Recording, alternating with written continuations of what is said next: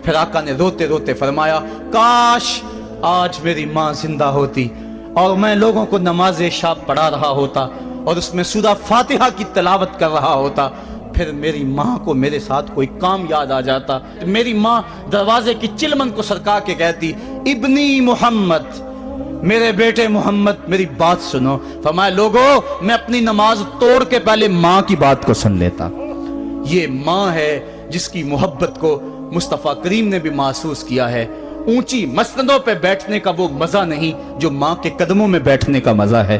और वो क्या कहा था खुर्शीद गिलानी ने, वो कहता है कि 5 स्टार होटलों में खाना खाने में वो लुत्फ कहाँ जो चूल्हे पे पास बैठ के माँ के हाथों से पकी हुई चपातियां खाने में मजा है।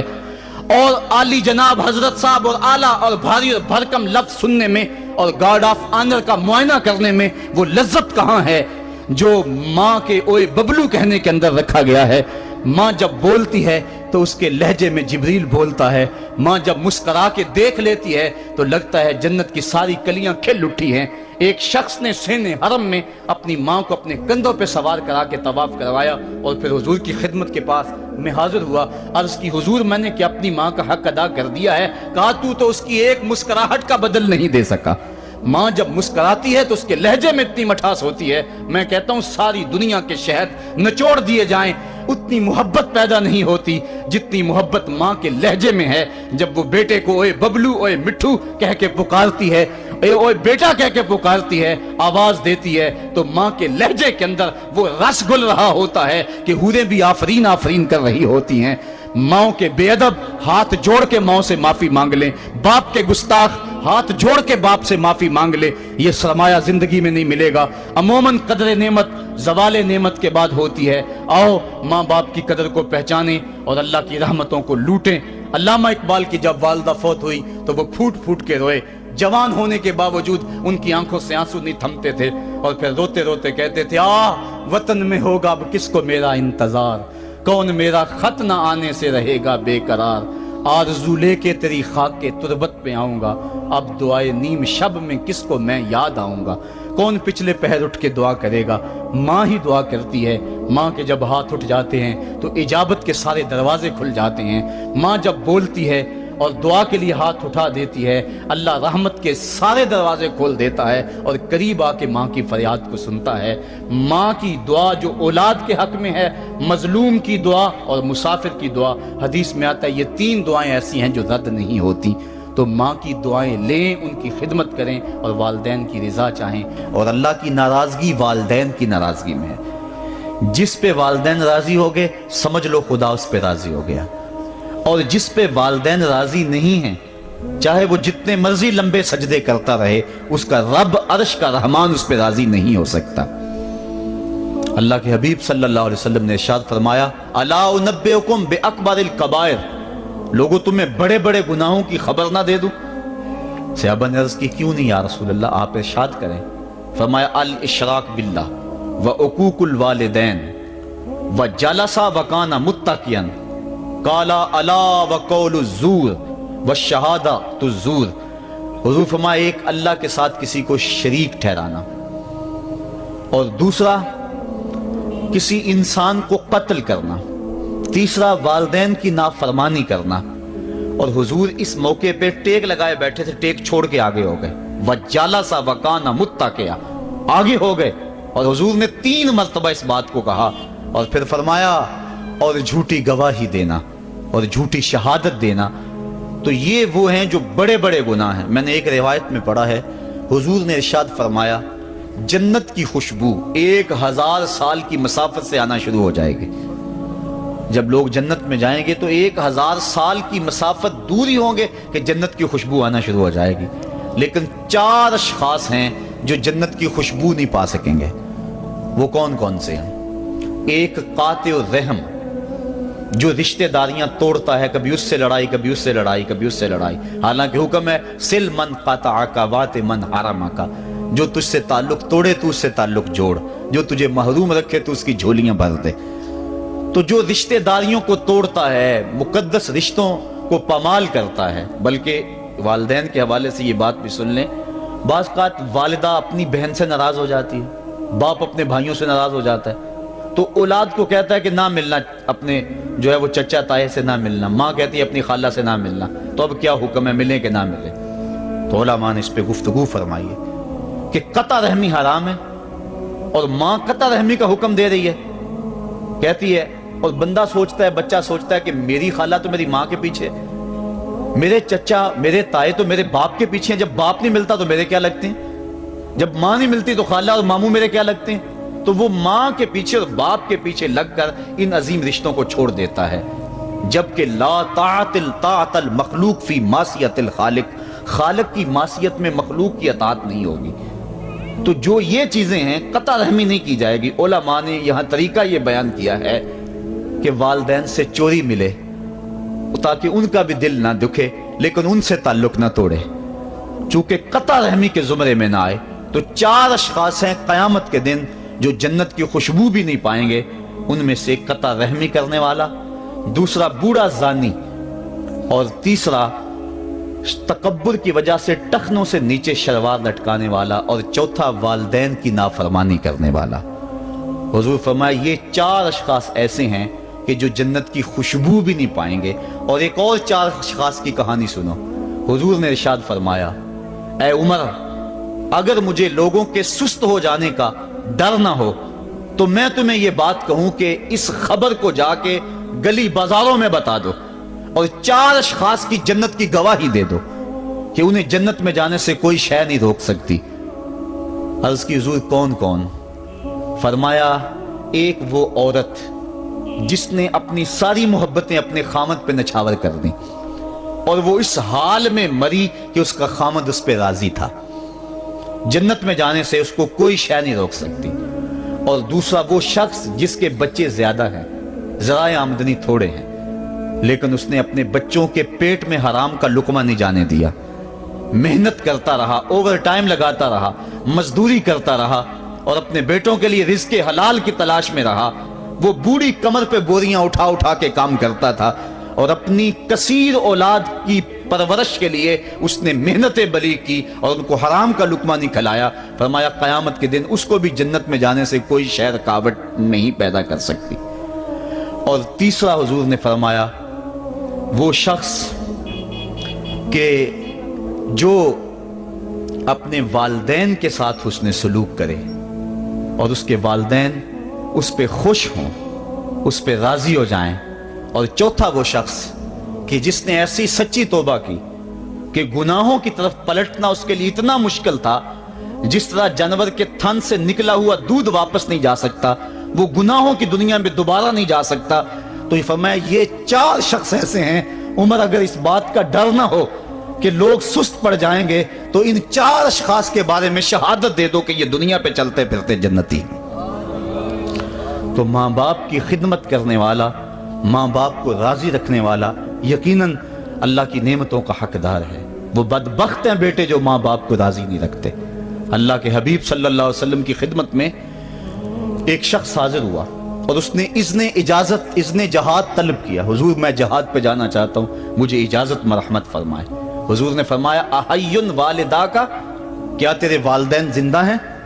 قالا نعم، عرض کی ہاں حضور میرے والدین زندہ ہیں۔ قالا ففیہما فجاہد، کہا جا ان کی خدمت کر، یہی تیرا جہاد ہے۔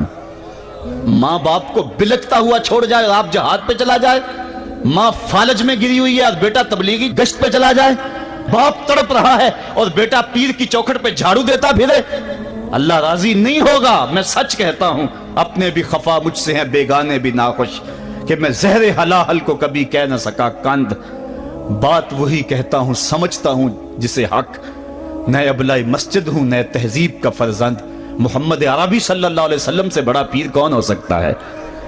لیکن حضرت وہ ویسے کرنی نہیں آ رہے۔ آقا کریم اپنے بٹن کھولتے ہیں اور کرن کی طرف، یمن کی طرف رخ کر کے لمبی سانسیں لیتے ہیں اور کہا میں رحمان کی خوشبو پا رہا ہوں۔ ایک دن صحابہ نے پوچھا بندہ نواز جس کے لیے تڑپتے ہو، جس کی ٹھنڈی ہوائیں آپ کو آ رہی ہیں، وہ آپ کا بڑا پیار کرنے والا ہے؟ کہا ہاں میرے سے بڑی محبت کرتا ہے۔ تو کہا پھر اتنی محبت کرتا ہے تو یمن تو دور نہیں ہے، بلال حبش سے آ گیا، سلمان فارس سے آ گیا، سہیب روم سے آ گیا، اور وہ یہاں یمن سے نہیں آ سکا؟ فرمایا اس کی بوڑھی اور نابینا ماں ہے جس کی خدمت اس کو نہیں آنے دیتی۔ اللہ اکبر۔ اب حضرت اویس کرنی نہیں آئے لیکن خیر التابعین کہلائے، آئے نہیں لیکن حضور ان کی یاد میں تڑپ رہے ہیں۔ اللہ، بلکہ حضور نے فرمایا کہ کوئی جائے اویس بن عامر کو ملے، اور جب ملے تو اس کو کہنا میری امت کی بخشش کی دعا کرے۔ جو ماں باپ کی خدمت کرتا ہے اس سے ثابت ہوا اس کی دعائیں قبول ہوتی ہیں۔ میں نے ایک روایت میں پڑھا ہے کہ جو آدمی روزانہ اپنے والدین کے لیے دعا کرے، والدین زندہ ہوں تب بھی، والدین فوت ہو گئے ہوں تب بھی، یہ عادت بنا لے، روزانہ ماں باپ کے لیے دعا کرے، ساری زندگی اس کے رزق میں بے برکتی نہیں آئے گی، اللہ اس کو رزق کی فراوانی عطا کر دے گا۔ اور جو والدین کے لیے دعا نہیں کرتا اللہ تعالیٰ کی رحمتوں سے محروم ہو جاتا ہے۔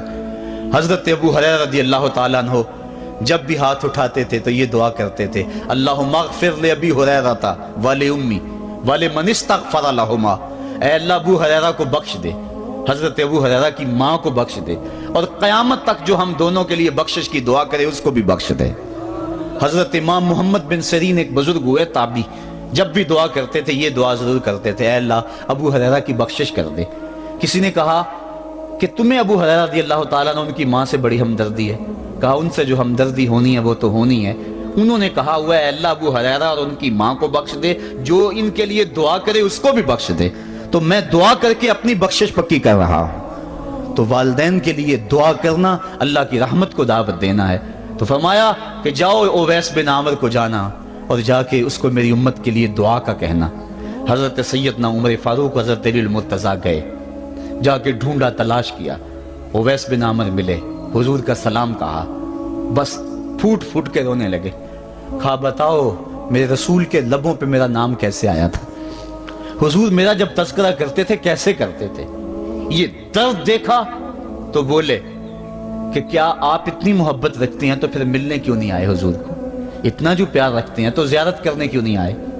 تو حضرت اویس کرنی نے بات کے رخ کو بدلا، کہا تم نے میرے رسول کو دیکھا، تم نے میرے رسول کی زیارت کی ہے، کہا ہاں ہم تو صبح و شام وہاں رہے ہیں، کہا پھر بتاؤ حضور کے یہ ابرو جڑے ہوئے تھے یا کھلے ہوئے تھے۔ اب دونوں حیران ہو گئے، کہا تم نے تو دیکھا میں نے تو دیکھا نہیں، تم بتاؤ نا، پھر میں تو گیا نہیں، مجھے کہتے ہو گیا نہیں، تم بتاؤ حضور کے ابرو جڑے ہوئے تھے یا کھلے ہوئے تھے۔ حیران ہیں، کہا حضور آپ ہی بتلائیے، کہا کوئی دور سے دیکھتا تو جڑے ہوئے نظر آتے، قریب آ کے دیکھتا تو کھلے ہوئے نظر آتے۔ یہ وہ ہے جو ماں کی خدمت کرتا رہا اور حضور کے دربار میں حاضر نہیں ہو سکا، لیکن حاضری اس کی تھی، وہ جہاں بھی تھا وہ نبی کے قرب میں تھا۔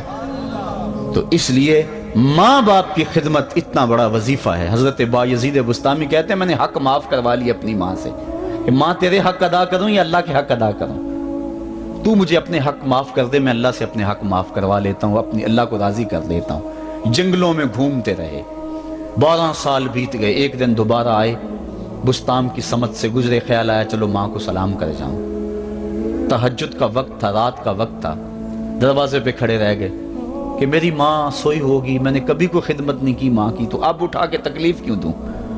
ساری رات کھڑے رہے، جب تہجد کا وقت گزرا تو نالی سے پانی آیا، سمجھ گئے کہ میری ماں تہجد کے لیے اٹھی ہے، دروازے کے قریب ہو گئے تو ماں نے ہاتھ اٹھا لیے، کہا اللہ میرا بیٹا بایزید تیری طلب میں نکلا ہوا ہے، میں نے اسے اپنے حق معاف کر دیے، تو اس کو اپنا وصال عطا کر دے۔ حضرت بایزید دروازہ کھٹکھٹانے لگے اور ماں کے قدموں میں لپٹ گئے اور رو کے کہنے لگے جس رب کو میں جنگلوں میں تلاش کرتا ہوں وہ تو رب میری ماں کے پاس ہے۔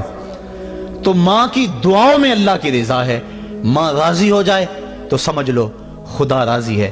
اللہ تعالیٰ جل شانہ نے ارشاد فرمایا وَقَضَىٰ رَبُّكَ أَلَّا تَعْبُدُوا إِلَّا إِيَّاهُ، تیرے رب نے یہ طے کر دیا ہے کہ اس کے علاوہ کسی کی پوجا نہیں کرو گے، وَبِالْوَالِدَيْنِ إِحْسَانًا، اور والدین کے ساتھ اس نے سلوک سے پیش آؤ گے، اِمَّا يَبْلُغَنَّ عِندَكَ الْكِبَرَ أَحَدُهُمَا أَوْ كِلَاهُمَا فَلَا تَقُل لَّهُمَا أُفٍّ وَلَا تَنْهَرْهُمَا، اگر تیرے پاس دو یا دونوں میں سے ایک بڑھاپے کو پہنچ جائیں تو پھر ان کے سامنے تو نے اف بھی نہیں کہنی اور نہ ان کو جھڑکنا ہے اور ان سے نرم لہجے میں بات کرنی ہے۔ جب ماں باپ جوان ہوں، بچوں کی ضروریات پوری کر رہے ہیں، ان کے تعلیمی اخراجات اور ان کے معاشی سارے معاملات درست کر رہے ہوں، تو اس وقت تو والدین کی بچے تعظیم کرتے ہی ہیں۔ امتحان اس وقت شروع ہوتا ہے جب ماں باپ بوڑھے ہو جاتے ہیں اور چلنے پھرنے کی سخت بھی نہیں رہتی، صرف سانس کی ایک ڈوری لٹکی رہتی ہے، اور جس طرح بچہ اپنے بدن سے مکھی بھی نہیں اڑا سکتا تھا، اب یہ حالت ماں باپ پر آ گئی اور بچے کی طرح مزاج چڑچڑا ہو گیا۔ زمانے کے حالات بدل گئے، لیکن ماں باپ کی وہ پرانی روش ہے، وہ اسی انداز میں اسی ڈگر میں بات کرتا ہے۔ یہ آزمائش کے دن ہیں، یہ امتحان کے دن ہے، اب دیکھنا ہے والدین کی اس وقت تعظیم کون کرتا ہے۔ فرمایا اما یبلغن عندک الکبر، اگر تیرے پاس وہ بڑھاپے کو پہنچ جائیں، دونوں پہنچ جائیں، یا تیری خوش قسمتی کہ دونوں میں سے ایک پہنچ جائیں یا دونوں پہنچ جائیں، تو پھر ان کی تو نے تعظیم کرنی ہے۔ کیا کیسے تعظیم کرنی ہے؟ فلا تقل لہما اف، تو نے ان کو اف بھی نہیں کہنا۔ حضرت امام فخر الدین رازی کے حوالے سے میں آج ہی صبح یا گزشتہ شب اف کی تشریحات دیکھ رہا تھا، انہوں نے 12-13 اقوال بیان کیے ہیں، لیکن 2 قول فرماتے ہیں۔ اف یہ ہے کہ انسان کے بدن کے اوپر جو شفاف رہتا ہو، صاف رہتا ہو، مٹی پڑ جائے، ریت کا ذرہ پڑ جائے تو اس کو پھونک مار کے اس کو ہٹاتا ہے، تو وہ پھونک سے جو آواز پیدا ہوتی ہے اس کو عربی میں اف کہتے ہیں۔ تو پھر اف ہر اس چیز کے لیے منقول ہو گیا جو ناپسندیدہ ہے۔ ایک تو قول یہ ہے کہ والدین کے سامنے اس احتیاط سے رہو۔ دوسری بات آپ فرماتے ہیں اف کا مفہوم یہ ہے کہ جب ماں باپ بوڑھے ہو جائیں تو بولو براز چارپائی پہ نکل جاتا ہے اور انسان ان کو اٹھا کے ان کی خدمت کرتا ہے، صفائی کرتا ہے، کپڑے بدلتا ہے۔ انسان کی طبیعت میں جو فطری نفاست ہے اس کے تحت اس کو ماں باپ سے جو مکروہ اور ناپسندیدہ بو آتی ہے اس سے وہ بچنا چاہتا ہے۔ وہ نفرت ماں باپ سے نہیں ہوتی، وہ نفرت اس بدبو سے ہوتی ہے جو ماں باپ کے بدن سے یا چارپائی سے یا کپڑوں سے اٹھ رہی ہے۔ تو بندہ اپنے جو ہے وہ ناک پہ کپڑا رکھ لیتا ہے اس بدبو سے بچنے کے لیے۔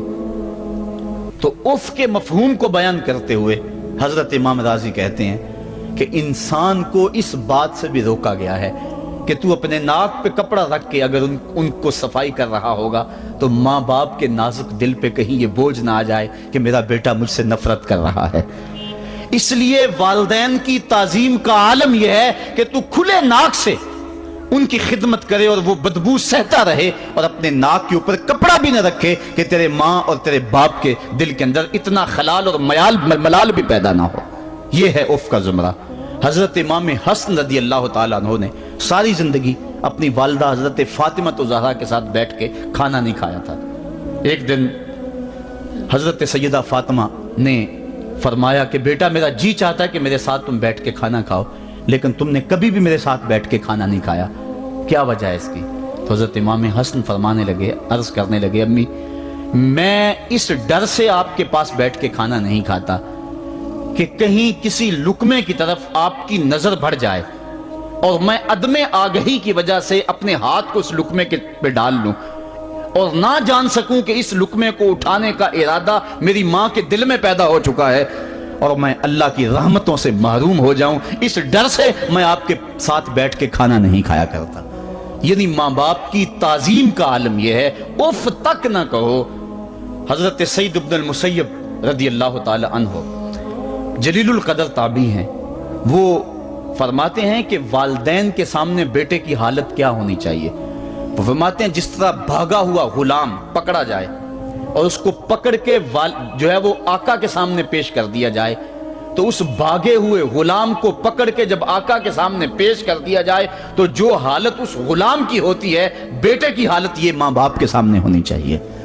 اب ان بیٹوں کو سوچنا چاہیے جو اپنے ماں باپ کو دقیانوسی کا تانا دیتے ہیں اور سمجھتے ہیں یہ اولڈ فیشن ہے، انہیں کیا پتا زمانہ کہاں چلا گیا ہے، اور ان کے فیصلوں کو مسترد کرتے ہیں۔ علماء نے اس بات کو تفصیل کے ساتھ بیان کیا ہے کہ شریعت کے جو قطعی ضابطے ہیں ان ضابطوں اور ان قوانین کو اور ان معاملات میں تو والدین کی فرما برداری نہیں ہوگی اللہ کی اگر معصیت ہوتی ہو، لیکن جو معاملے شک والے ہیں وہاں ماں باپ کے قول کو ترجیح دی جائے۔ تو فرمایا ان کے سامنے اف بھی نہیں کہنی، وَقُلْ لَهُمَا قَوْلًا كَرِيمًا، اور ان سے نرم لہجے میں بات کرنی ہے۔ وَاخْفِضْ لَهُمَا جَنَاحَ الذُّلِّ مِنَ الرَّحْمَةِ، اور ان سے بات اور ان کے لیے اپنے بازو بچھا لینے ہیں نرم دلی کی وجہ سے، نرمی کی وجہ سے۔ جب جانور زمین کی طرف رخ کرتا ہے، اوپر سے نیچے کی طرف آتا ہے تو اپنے پروں کو سکیڑ لیتا ہے، تو اس کے لیے یہ لفظ بولے جاتے ہیں وَخْفِضْ لَهُمَا جَنَاحَ۔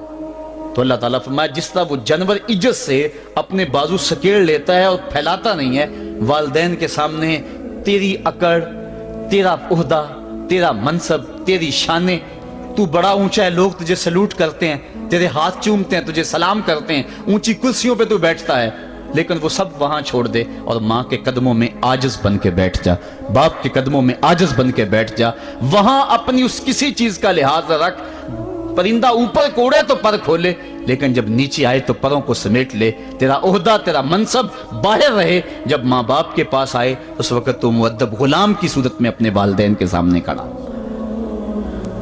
وَقُلْ رَبِّ ارْحَمْهُمَا كَمَا رَبَّيَانِ صَغِيرًا۔ اور اگلا حق یہ بیان فرمایا کہ اللہ کی بارگاہ میں عرض کر رہا ہے اللہ میری ماں پر بھی اور میرے باپ پر بھی رحم فرما دے، جس طرح میں چھوٹا تھا اور میرے اوپر انہوں نے رحم فرمایا۔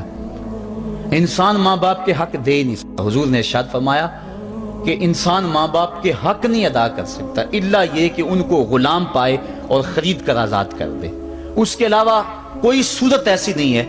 ایک شخص نے حضور کی خدمت میں حاضر ہو کے عرض کیا حضور میں اپنے والدین کی بڑی خدمت کی ہے، اس کو امام حقی نے لکھا ہے، اور جن مراحل سے میں گزرتا رہا ہوں ان مراحل سے میرے ماں باپ گزرے ہیں اور میں نے ان کی خود خدمت کی ہے۔ آج بیٹے بیویوں پہ کام چھوڑ دیتے ہیں کہ بیوی خدمت کرے گی۔ احسان دانش کہتا ہے کہ میں نے اپنی بیوی کو ہاتھ نہیں لگانے دیا، میں نے کہا میرے ماں باپ ہے، یہ خدمت اور کوئی حاصل کیوں کرے، یہ تو میں حاصل کروں گا۔ تو ساری خدمت میں نے خود کی، جس طرح انہوں نے نوالے توڑ توڑ کے میرے منہ میں ڈالے میں نے بھی حضور ایسے کیا، جس طرح میرے لیے میری ماں رات جاگتی رہی میں بھی اپنی ماں کے لیے جاگتا رہا۔ جن جن مراحل سے میرے لیے وہ گزرے تھے اتفاقاً میرے حالات، میرے ماں باپ کے حالات ایسے پیدا ہو گئے کہ میں نے اسی طرح اپنے ماں باپ کی پرورش کی ہے اور میں اپنے ماں باپ کی جو ہے وہ میں نے خدمت کی ہے، تو کیا میں نے اپنی ماں کا اپنے باپ کا حق ادا کر دیا ہے؟ تو حضور نے ارشاد فرمایا تو نے ایسے ہی خدمت کی ہوگی، لیکن جب تیری خدمت تیری ماں کرتی تھی تو ساتھ ساتھ تیری زندگی کی دعائیں مانگتی تھی، اور جب باپ بوڑھا ہو گیا تھا، ماں بوڑھی ہو گئی تھی، آزاد شل ہو گئے تھے، فالج میں مبتلا تھے، تو ان کے لیے زندگی کی دعائیں تو نہیں مانگتا تھا، تو یہ کہتا تھا اللہ انہیں پردہ دے دے۔ تیری ماں نے تو کبھی تیرے لیے پردہ نہیں مانگا تھا، بیٹا لولا ہو بیٹا لنگڑا ہو، ماں کبھی نہیں کہتی بیٹے کو ڈاکٹر جواب دے دیں، ماں کبھی نہیں کہتی کہ میرے بیٹے کو اللہ پردہ دے دے، ماں یہی کہتی ہے مالک مجھے لے لے، میرے بیٹے کو زندگی دے دے، میں سب کچھ بیچ دیتی ہوں، اپنا زیور بیچ دیتی ہوں، میرے بیٹے کی صحت بچ جائے، میرے بیٹے کی زندگی بچ جائے۔ ماں کی موجودگی میں کوئی کہہ بھی نہیں سکتا، باپ کے لیے تو کہہ دے، ماں کے لیے تو کہہ دے بڑی تکلیف ہے تیرے باپ کو، بڑی تکلیف ہے تیری ماں کو، اللہ کرے اب پردہ ہی عطا کر دے۔ خود نہیں کہتا تو کسی سے یہ سن سکتا ہے بندہ، لیکن ماں سن سکتی ہے کوئی کہے اللہ تیرے بیٹے کو پردہ دے دے؟ تو فرمایا جب وہ تیری خدمت کرتے تھے تو وہ تیری زندگی کی دعائیں مانگتے تھے، اور جب تو خدمت کرتا تھا تیرے دل میں ان کے پردے کی آرزو تھی۔ فرمایا تو جتنی مرضی خدمت کی ہے، ماں کی خدمت کا بدل کیسے ہو سکتا ہے؟ تو ماں باپ کی خدمت انسان کر ہی نہیں سکتا، تو پھر کیا کرے؟ عرض کرے اللہ میں تو خدمت نہیں کر سکتا، تو ان کے اوپر رحم فرما دے۔ ماں باپ کے لیے دعا کرے، علماء نے یہاں بیان فرمایا ماں کافر ہو تو پھر بھی دعا کرے، باپ کافر ہو تو پھر بھی دعا کرے، مومن ہو تو پھر بھی دعا کرے، گناہگار ہو پھر بھی دعا کرے، نیکوکار ہو پھر بھی دعا کرے، دعا نہ چھوڑے۔ حضرت ابو ہریرہ رضی اللہ تعالیٰ عنہ فرماتے ہیں میری ماں کافرہ تھی اور میں حضور کا غلام، اور ماں ہر وقت اپنی دھن میں اور میں اپنی دھن میں ہوں۔ حضرت ابو ہریرہ کے بھائی کوئی نہیں ہے، باپ فوت ہو گئے ہیں، بہن کوئی نہیں ہے، ابھی شادی بھی نہیں ہوئی، دنیا پہ رشتے کوئی نہیں سوائے ماں کے، گھر آتے ہیں تو ماں سے بات کرنی ہوتی ہے، جو سن کے آتے ہیں ماں سے وہ دکھ کھولنا ہوتا ہے، بات کرنی ہوتی ہے، حضور کی باتیں سنانی ہوتی ہیں، لیکن ماں ہے اتفاق سے کافرہ ہے، حضور کی بات وہ سننا گوارا نہیں کرتی۔ حضرت ابو ہریرہ کو اور بات آتی کوئی نہیں، وہ تو کرتے ہی حضور کی باتیں۔ ایک دن حضور کی بات چھیڑی، ماں کی زبان سے کوئی جملہ ایسا نکلا جو سخت تھا، گوارا نہ ہوا، چھوڑ دیا گھر کو۔ ماں تیری عظمت کو سلام، لیکن رسول اللہ کے مقابلے میں تیری کوئی شان نہیں ہے۔ گھر سے نکلے، لیکن نکلے تو پاؤں ڈگمگا رہے تھے کہ دنیا پہ ایک ہی رشتہ تھا وہ بھی جاتا رہا۔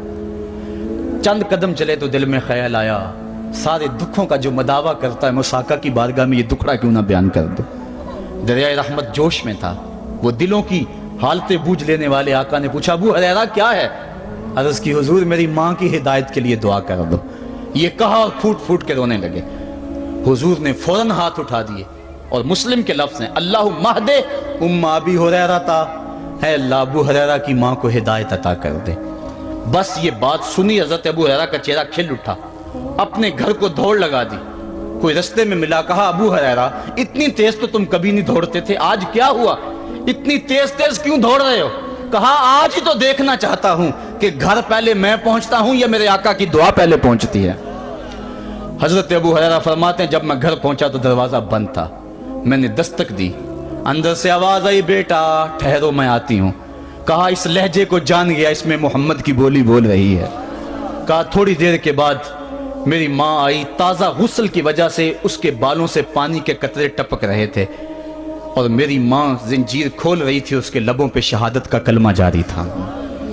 تو والدین کے لیے مغفرت کی دعا کرتے رہیں، والدین کی بخشش کی دعا کرتے رہیں۔ والدین جب دنیا پہ ہوتے ہیں تو اللہ کی رحمت کا گھنا سایہ ہوتے ہیں، لیکن جب دنیا سے چلے جاتے ہیں ان کی قبر سے بھی فیض ملتا ہے اور سکون اور طمانینت ملتی ہے۔ والدین فوت ہو جائیں تو ان کے حق ختم نہیں ہو جاتے، بلکہ حدیث میں آتا ہے 4 حق ایسے ہیں والدین کے جو مرنے کے بعد بھی اولاد کے ذمہ باقی رہتے ہیں۔ الصلاۃ، ان کے اوپر نماز جنازہ پڑھی جائے۔ دوسرا حق الاستغفار لہم، ان کے لیے بخشش کی دعا کرتے رہی جائے، مسلسل دعا کی جائے بخشش کی ان کے لیے۔ اور ایک روایت میں نے پڑھا ہے اگر کوئی بندہ اس کے والدین حالت ناراضگی میں فوت ہو گئے، والدین ناراض تھے، موقع نہ مل سکا منانے کا اور والدین فوت ہو گئے، تو حدیث میں آتا ہے کہ وہ کثرت کے ساتھ، ایک تو اپنی خالہ کے ساتھ، ماں اگر فوت ہوئی ہے تو باپ ہوئی ہے تو باپ کے بھائیوں کے ساتھ اس نے سلوک کرے، باپ خوش ہوگا۔ دوسرا کثرت کے ساتھ اپنے والد کے لیے استغفار، والدہ کے لیے استغفار کرتا رہے۔ جب کثرت سے استغفار ہوتا رہے گا تو اس کے والدین راضی ہوں گے، اللہ اس کے گناہ کو معاف فرما دے گا۔ دوسرا حق والدین کا یہ ہے استغفار لہم، ان کے لیے بخشش کی دعا کی جائے، حدیث میں آتے ہیں۔ تیسرا حق بر الاصدقاء، ماں کی سہیلیوں، بہنوں اور رشتہ داروں کے ساتھ، اور باپ کے دوستوں، بھائیوں اور رشتہ داروں کے ساتھ اس نے سلوک کیا جائے۔ اور چوتھا حق انجاز الوعد، وعدوں کو پورا کرنا، یعنی ماں نے یا باپ نے جو وعدے کیے ہوئے تھے، مسجد سے کوئی وعدہ تھا، مدرسے سے وعدہ تھا، کسی فلاحی تنظیم سے وعدہ تھا، کسی غریب سے اعانت کا وعدہ تھا، یا ان کا معمول تھا اعانت کرنے کا، تو جو ان کے معمولات ہیں اچھائی کے ان کو جاری رکھا جائے اور اس سلسلے کو باقی رکھا جائے۔ تو یہ 4 حق ایسے ہیں جو والدین کے مرنے کے بعد بھی اولاد کے ذمے باقی رہتے ہیں۔ والدین اللہ کی بہت بڑی نعمت ہیں، جب یہ سایہ سر سے اٹھ جاتا ہے تو پھر پتہ چلتا ہے کتنا گھنا سایہ تھا۔ صاحبو، جن کے والدین زندہ ہیں وہ ان کی زندگی کو غنیمت سمجھے، اور جن کے والدین کا گھنا سایہ ان کے سر سے اٹھ گیا ہے وہ ان کے لیے استغفار اور کثرت دعا سے ان کی رضا حاصل کرنے کی کوشش کریں۔ اللہ تعالیٰ نے والدین کی رضا میں ہی اپنی رضا کو چھپا کے رکھا ہوا ہے، اور یہ والدین اتنا بڑا سرمایہ ہے۔ میں آپ حیثیت کیا رکھتے ہیں؟ خود امام الانبیاء صلی اللہ علیہ وآلہ وسلم نے والدین کی آرزو کی ہے۔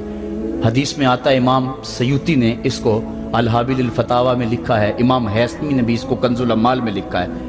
ایک دن حضور نماز عشاء پڑھانے آئے، نماز عشاء پڑھانے کے لیے مصلی پہ کھڑے ہوئے، تا حد نظر صحابہ تھے، حضور کو دیکھ کر ادب سے کھڑے ہو گئے، بس آنکھیں چھلکنے لگی۔ پھر حضور نے روتے روتے کہا، لو ادرکت والدی او احدہما، کاش آج میرے ماں باپ زندہ ہوتے یا ان میں سے کوئی ایک ہی زندہ ہوتا۔ انسان نے دکھوں کی زندگی گزاری ہو، بعد میں اللہ خوشحالیاں دے دے تو انسان آرزو کرتا ہے کہ کاش آج میرے ماں باپ زندہ ہوتے، میرے دکھوں بڑا دور دیکھا تھا، آج سر پہ عزتوں کی سجی ہوئی دستار بھی دیکھتے، میری غربت دیکھی تھی، دولت کی ریل پیل بھی دیکھتے، میرے گھر میں پریشانیاں دیکھی تھی، میرے گھر کے آنگن میں محبتوں کے کھلے ہوئے گلاب بھی دیکھتے۔ آرزو کرتا ہے، تمنا کرتا ہے۔ اللہ کے حبیب صلی اللہ علیہ وسلم کے والد اس وقت انتقال کر گئے تھے جب حضور شکم مادر میں تھے، والدہ اس وقت انتقال کر گئی جب عمر 6 سال تھی۔ ابوا کی ریت کے ٹیلے ہیں، مدینہ المنورہ سے واپسی ہے، حضرت آمنہ، حضرت ام ایمن اور حضور، 3 نفوس پہ مشتمل یہ قافلہ ہے، 2 اونٹ ہیں۔ حضرت آمنہ کو بخار ہو گیا، جان گئی کہ کہ یہ میرا بخار جان لیوا ثابت ہوگا۔ ایمن کو بلایا، حضور کا ہاتھ پکڑ کے ان کے ہاتھ میں دیتے ہوئے کہا، ایمن میرے اس بیٹے کو بحفاظت امیر قریش عبد المطلب تک پہنچا دینا۔ اور پھر اپنے بیٹے کو پاس بٹھایا، سر پہ ہاتھ رکھا، پیار کرنا چاہا اور کوئی باتیں کرنا چاہیں، لیکن ضبط کے سارے پیمانے ٹوٹ گئے، آنکھوں سے آنسو نکلنے لگے۔ بیوہ ماں نے جب اپنے در یتیم کے سر پہ ہاتھ رکھا تو پھر عرب کی ریت کے ذرے بھی رونے لگے۔ سیدہ آمنہ نے روتے ہوئے چند جملے کہے جو ابن حشام نے محفوظ کیے، کہا بیٹا ہر نئی چیز نے پرانی ہو جانا ہے اور ہر باقی نے فنا ہو جانا ہے، میں بھی جا رہی ہوں، وذکری باق، لیکن میرا ذکر نہیں مٹے گا، وولدت تو تہرا، اس لیے کہ تیرے جیسا پاکیزہ بیٹا چھوڑ کے جا رہی ہوں۔ جن ماؤں کے بیٹے اتنے اچھے ہوں ان ماؤں کا تذکرہ نہیں مٹا کرتا۔ یہ جملے کہے اس کے بعد حضرت آمنہ نے آنکھیں بند کر لیں۔ حضور علیہ السلام اپنی ماں کے جسد پہ پھوٹ پھوٹ کے روئے، ریت کے ٹیلے میں ماں کی تدفین کی، اوپر مٹی انڈھیل دی، آنسوں کا چھڑکاؤ کیا۔ آج ہو بھی کیا سکتا تھا، مدینہ تو رسول میں حضور کی والدہ فوت ہوتی تو آقا کریم کے لیے، ماں کے لیے کتنے صحابہ جنازے میں آتے، کتنے لوگوں کا ہجوم ہوتا، جنت سے فرشتے بھی پھول لے کر آتے، لیکن آج نہ کوئی جنازے میں شامل ہے۔ وہ کیا کسی نے کہا تجھے کن پھولوں سے ہم کفن دیں، تو جدا ہی ایسے موسموں میں ہوا جب درختوں کے ہاتھ پھولوں سے خالی تھے۔ حضور آنسوؤں کا چھڑکاؤ کیا اور ایمن کے ساتھ چمٹ کے بیٹھ گئے، اور حضرت ایمن نے جناب عبد المطلب تک پہنچایا، اور 8 سال کی عمر تھی کہ عبد المطلب رضی اللہ تعالیٰ عنہ کا بھی انتقال ہو گیا۔ ابن حشام نے لکھا ہے جب امیر قریش کا جنازہ اٹھا تو پورا مکہ امڈ آیا، اور ایک بچہ تھا جس کی عمر 8 سال ہوگی، وہ کبھی اس دیوار سے لگ کے روتا تھا، کبھی اس دیوار کے ساتھ لگ کے روتا تھا۔ پھر شاب ابی طالب کی سختیاں بھی جھیلی، عام الحزن کا غم بھی کاٹا، طائف کے بازاروں میں پتھر بھی کھائے، پتے کھا کھا کے بھی گزر اوقات ہوا، مکے کے بازاروں میں اجریاں بھی ڈالی جاتی رہیں، کھدے ہوئے گڑوں کا سامنا بھی کیا، بچھے ہوئے کانٹوں سے بھی گزرنا پڑا۔ لیکن آج وہ وقت ہے کہ اللہ نے حکم صادر کر دیا، پتھر مارنے والے سن لیں، کانٹے بچھانے والے سن لیں، راہ میں گڑے کھودنے والے سن لیں، میرے نبی کی آواز سے اب تو آواز بھی اونچی نہ ہونے پائے۔ عمر کا سرمایہ ضائع کر دوں گا، تمہارے نامہ اعمال میں ایک نیکی بھی نہیں رہے گی۔ اگر نبی سے ملنا چاہتے ہو ڈائریکٹ نہ آ جاؤ، پہلے گھر جاؤ، پھر کوئی چیز لو، پھر بازار جاؤ، کوئی فقیر ڈھونڈو، اس کو صدقہ کرو، پھر میرے نبی کی چوکھٹ پہ آؤ، تمہیں پتہ چلے کس چوکھٹ پہ آ رہے ہیں۔ ادب کے ضابطے سکھائے، خبردار نبی کے دروازے پہ اونچی آوازیں نہ لگانا، بلکہ نبی کی چوکھٹ پہ آ کے بیٹھ جاؤ، نبی اپنی مرضی سے آئے تو اپنے دل کی حاجت کہہ لو۔ قرآن اتر چکا ہے، ادب کی آیتیں نازل ہو چکی ہیں، آقا کریم گھر سے نکلے، صحابہ ادب سے کھڑے ہو گئے، حضور کی نظر پیچھے پلٹ کے 6 سال کی عمر میں ابوا کی ریت کے ٹیلوں میں گردش کرنے لگی، اور پھر آقا نے روتے روتے فرمایا کاش آج میری ماں زندہ ہوتی اور میں لوگوں کو نماز شب پڑھا رہا ہوتا اور اس میں سورہ فاتحہ کی تلاوت کر رہا ہوتا، پھر میری ماں کو میرے ساتھ کوئی کام یاد آ جاتا، میری ماں دروازے کی چلمن کو سرکا کے کہتی ابنی محمد، میرے بیٹے محمد میری بات سنو۔ فرمایا لوگو میں اپنی نماز توڑ کے پہلے ماں کی بات کو سن لیتا۔ یہ ماں ہے جس کی محبت کو مصطفیٰ کریم نے بھی محسوس کیا ہے۔ اونچی مسندوں پہ بیٹھنے کا وہ مزہ نہیں جو ماں کے قدموں میں بیٹھنے کا مزہ ہے۔ اور وہ کیا کہا تھا خورشید گیلانی نے، وہ کہتا ہے کہ 5 سٹار ہوٹلوں میں کھانا کھانے میں وہ لطف کہاں جو چولہے پہ پاس بیٹھ کے ماں کے ہاتھوں سے پکی ہوئی چپاتیاں کھانے میں مزہ ہے، اور عالی جناب حضرت صاحب اور اعلیٰ اور بھاری اور بھرکم لفظ سننے میں اور گارڈ آف آنر کا معائنہ کرنے میں وہ لذت کہاں ہے جو ماں کے اوے ببلو کہنے کے اندر رکھا گیا ہے۔ ماں جب بولتی ہے تو اس کے لہجے میں جبریل بولتا ہے، ماں جب مسکرا کے دیکھ لیتی ہے تو لگتا ہے جنت کی ساری کلیاں کھل اٹھی ہیں۔ ایک شخص نے سین حرم میں اپنی ماں کو اپنے کندھوں پہ سوار کرا کے طواف کروایا اور پھر حضور کی خدمت کے پاس میں حاضر ہوا، عرض کی حضور میں نے کہ اپنی ماں کا حق ادا کر دیا ہے، کہا تو اس کی ایک مسکراہٹ کا بدل نہیں دے سکا۔ ماں جب مسکراتی ہے تو اس کے لہجے میں اتنی مٹھاس ہوتی ہے، میں کہتا ہوں ساری دنیا کے شہد نچوڑ دیے جائیں اتنی محبت پیدا نہیں ہوتی جتنی محبت ماں کے لہجے میں ہے۔ جب وہ بیٹے کو اوئے ببلو اوئے مٹھو کہہ کے پکارتی ہے، اوئے بیٹا کہہ کے پکارتی ہے، آواز دیتی ہے، تو ماں کے لہجے کے اندر وہ رس گل رہا ہوتا ہے کہ حوریں بھی آفرین آفرین کر رہی ہوتی ہیں۔ ماں کے بے ادب ہاتھ جوڑ کے ماں سے معافی مانگ لیں، باپ کے گستاخ ہاتھ جوڑ کے باپ سے معافی مانگ لے، یہ سرمایہ زندگی میں نہیں ملے گا۔ عموماً قدر نعمت زوال نعمت کے بعد ہوتی ہے۔ آؤ ماں باپ کی قدر کو پہچانیں اور اللہ کی رحمتوں کو لوٹیں۔ علامہ اقبال کی جب والدہ فوت ہوئی تو وہ پھوٹ پھوٹ کے روئے، جوان ہونے کے باوجود ان کی آنکھوں سے آنسو نہیں تھمتے تھے، اور پھر روتے روتے کہتے تھے وطن میں ہوگا اب کس کو میرا انتظار، کون میرا خط نہ آنے سے رہے گا بے قرار، آرزو لے کے تیری خاک کے تربت پہ آؤں گا، اب دعائے نیم شب میں کس کو میں یاد آؤں گا، کون پچھلے پہر اٹھ کے دعا کرے گا، ماں ہی دعا کرتی ہے۔ ماں کے جب ہاتھ اٹھ جاتے ہیں تو اجابت کے سارے دروازے کھل جاتے ہیں۔ ماں جب بولتی ہے اور دعا کے لیے ہاتھ اٹھا دیتی ہے، اللہ رحمت کے سارے دروازے کھول دیتا ہے اور قریب آ کے ماں کی فریاد کو سنتا ہے۔ ماں کی دعا جو اولاد کے حق میں ہے، مظلوم کی دعا اور مسافر کی دعا، حدیث میں آتا ہے یہ 3 دعائیں ایسی ہیں جو رد نہیں ہوتی۔ تو ماں کی دعائیں لیں، ان کی خدمت کریں اور والدین کی رضا چاہیں۔ اللہ مجھے آپ کو توفیق عمل نصیب فرمائے۔ وآخر دعوانا الحمدللہ رب العالمین۔